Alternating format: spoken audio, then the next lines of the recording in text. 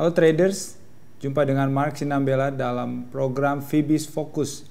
Akhir pekan lalu, Presiden Republik Indonesia Joko Widodo mengawali lawatan perdananya ke luar negeri dengan menghadiri 3 forum regional dan internasional, yaitu APEC, KTT ASEAN, dan pertemuan G20.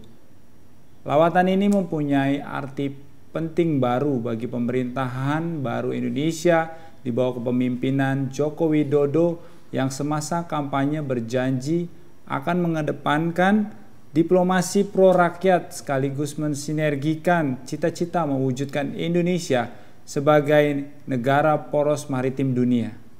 Agenda utama APEC yang telah diselenggarakan di Beijing adalah penyatuan perdagangan dan ekonomi, dan termasuk penyatuan konektivitas Asia Pasifik melalui infrastruktur. Dalam pidatonya pada KTT APEC yang diselenggarakan pada tanggal 5-12 November bulan ini di Beijing, Jokowi sendiri menekankan bahwa Indonesia belum akan memasuki kemitraan Trans-Pasifik maupun kawasan perdagangan bebas Asia Pasifik sampai integrasi ekonomi keduanya memberikan manfaat nyata bagi Indonesia. Secara konkret pada KTT APEC tersebut, Jokowi menyuarakan beberapa hal di depan para petinggi APEC seperti pertama, memastikan bahwa Indonesia tidak akan bergabung pada perundingan perdagangan yang berpotensi merugikan masyarakat ekonomi kecil seperti petani, buruh, perempuan, anak, dan nelayan di Indonesia. Pemerintah tidak akan serta-merta membuka pasar di Indonesia tanpa terlebih dahulu memastikan apakah masyarakat kecil mampu bersaing dengan pasar dengan kemampuan yang cukup. Kedua, memastikan bahwa pemerintah Indonesia terbuka dengan setiap arus investasi yang masuk, sehingga Jokowi memastikan akan mempermudah perizinan investasi asing yang selama ini kerap dikeluhkan oleh para investor asing.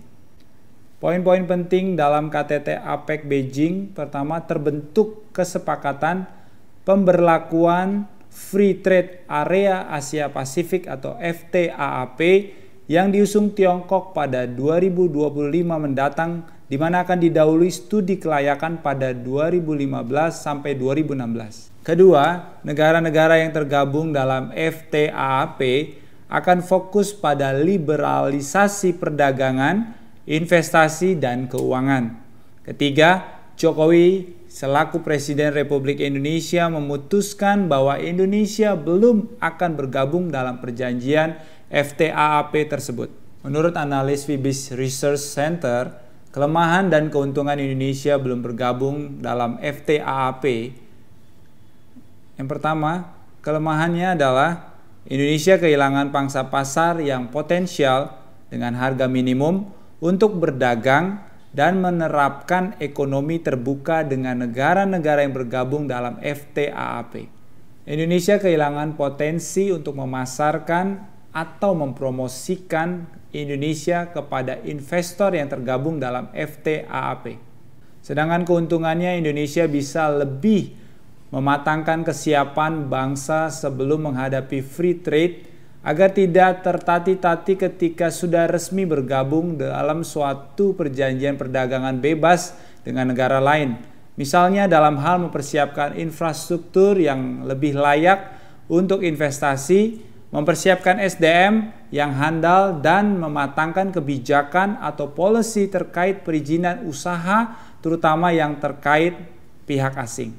Demikian kesimpulannya, KTT APEC yang diselenggarakan di Beijing pekan lalu hingga hari ini tidak memberikan dampak ekonomi secara langsung terhadap Indonesia, karena kinerja ekonomi suatu negara akan tergantung dari kesiapan negara itu sendiri dalam menghadapi free trade. Secara absolut tidak dapat disimpulkan bahwa Indonesia akan merugi atau untung apabila memposisikan diri untuk tidak bergabung dalam FTAAP saat ini.